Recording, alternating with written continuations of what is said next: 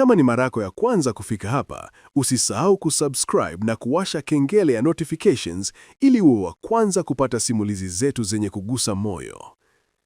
Leo nakuletea hadithi ya mapenzi inayoitwa My Valentine. Hadithi ya upendo wa kweli, maumivu, usaliti, subira na somo kubwa la maisha. Tulia, sikiliza na ruhusu moyo wako usafiri pamoja nami. My Valentine.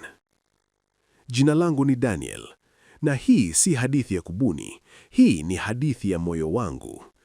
Nilimpenda msichana mmoja aitwaye Anita, na kwake nilijifunza maana halisi ya upendo na maumivu yake pia.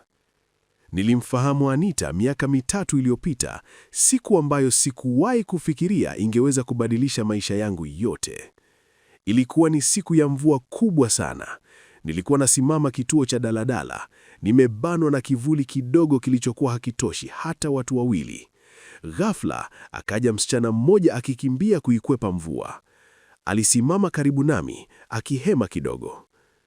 "Naomba nisogee kidogo?" aliuliza kwa sauti ya upole. Nilisogea haraka. Harufu yake ya marashi ilichanganyika na harufu ya mvua. Moyo wangu ukadunda kwa nguvu isiyoelezeka. Tulitazamana kwa sekunde chache tu, lakini zile sekunde zilikuwa kama saa nzima. "Jina langu Anita," alisema akitabasamu. "Daniel," nikajibu, nikihisi kama sauti yangu imekosa nguvu. Hapo ndipo kila kitu kilipoanza. Urafiki uliomea taratibu. Tulianza kuongea mara kwa mara, mara simu, mara meseji, mara tukakutana chuoni kwenye maktaba. Anita alikuwa tofauti. Hakupenda mambo ya kifahari. Alikuwa anapenda mazungumzo ya maana. Alikuwa anacheka kwa moyo wote, na zaidi ya yote alikuwa anajali. Siku moja aliniuliza, "Daniel, wewe unaamini katika mapenzi ya kweli?" Nilicheka kidogo. Kabla sijakujua, sikuwa naamini. Sasa naanza kuamini. Alitabasamu. Tabasamu ambalo lilinifanya nijione tajiri kuliko watu wote duniani. Mapenzi yanachanua. Miezi 6 baadaye, nilimwambia ukweli. "Anita, nakupenda." Alinyamaza. Macho yake yakajaa machozi. Moyo wangu ukasimama kwa hofu. Lakini akasema kwa sauti ya kutetemeka, "Nilikuwa naogopa wewe ndio ungechelewa kusema. Mimi pia nakupenda, Daniel." Siku hiyo tulikumbatiana chini ya mti mkubwa chuoni. Dunia ilisimama. Hakukuwa na kelele, hakukuwa na shida, kulikuwa na sisi tu. Nilimwita My Valentine hata kama haikuwa Februari, kwa sababu kwake kila siku ilikuwa siku ya mapenzi. Maisha yanabadilika, lakini mapenzi ya kweli hayakosi majaribu. Mwaka mmoja baadaye, hali ya nyumbani kwao Anita ilibadilika ghafla. Baba yake alipoteza kazi, mama yake akaanza kuumwa mara kwa mara. Anita akaanza kubadilika. Akawa na mawazo mengi, akawa ananyamaza sana. Nilijaribu kumsaidia kadri nilivyoweza, lakini sikuwa na uwezo mkubwa. Nilikuwa bado nasoma. Siku moja aliniambia, "Daniel, kuna mtu amejitokeza kunisaidia, rafiki wa familia. Anasema yuko tayari kugharamia matibabu ya mama na ada yangu ya chuo."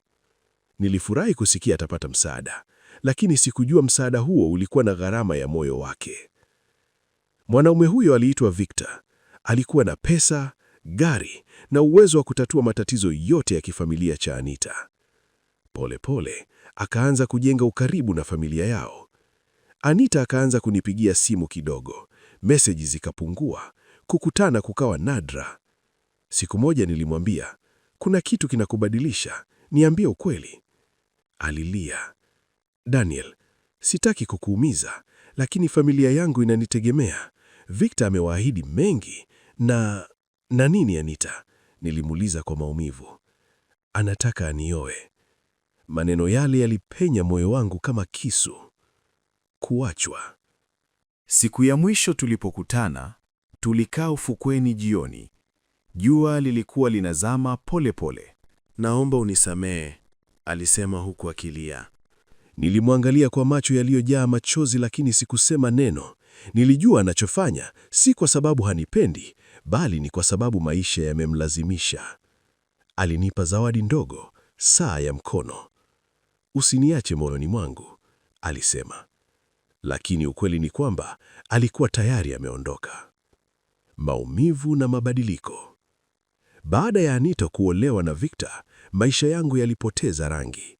Nilipitia kipindi kigumu sana. Nilijitenga, nilichukia Valentine's Day, nilichukia nyimbo za mapenzi. Lakini siku moja mama yangu aliniambia, maumivu hayaji kukuangamiza, yanakuja kukufundisha. Maneno yale yalinifanya nianze kubadilika. Nikajikita kwenye masomo, nikaanza kufanya kazi ndogo ndogo, nikajijenga taratibu. Miaka 2 ilipita. Mkasa mkubwa. Siku moja nilipokea simu kutoka namba nisiyoifahamu. Ilikuwa ni Anita. Sauti yake ilikuwa dhaifu. Daniel, naomba unisaidie. Aliniambia Victor hakuwa yule mtu mwema aliyedhaniwa. Alikuwa na hasira, wivu na manyanyaso. Mama yangu alifariki na sasa sina mtu, alisema kwa kilio. Nilimsaidia kupata sehemu salama kwa msaada wa ndugu zake wa mbali, lakini wakati huu nilikuwa tofauti. Nilimjali kama binadamu, lakini sikurudisha mapenzi yale yale. Kwa sababu nilikuwa nimejifunza kitu. Anita siku moja aliniuliza, kwa nini hunipendi tena kama zamani? Nilimjibu kwa upole, ninakujali, lakini mapenzi ya kulazimishwa na maumivu si mapenzi ya kweli. Upendo wa kweli haupaswi kujengwa juu ya mateso. Alilia, lakini alielewa.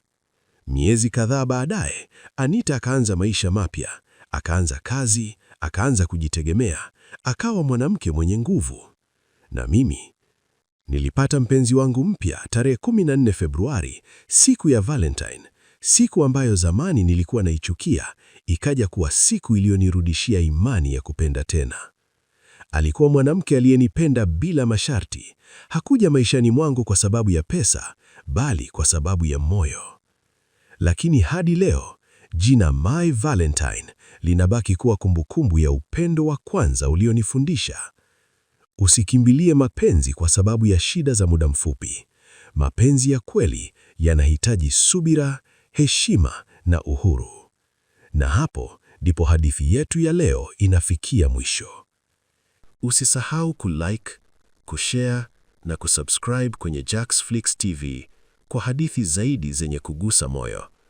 Kumbuka, mapenzi ya kweli hayalazimishwi, na wakati mwingine kuachia ndiyo njia pekee ya kuokoa moyo wako. Na hii ni Jax Flix TV. Tutaonana kwenye simulizi ijayo.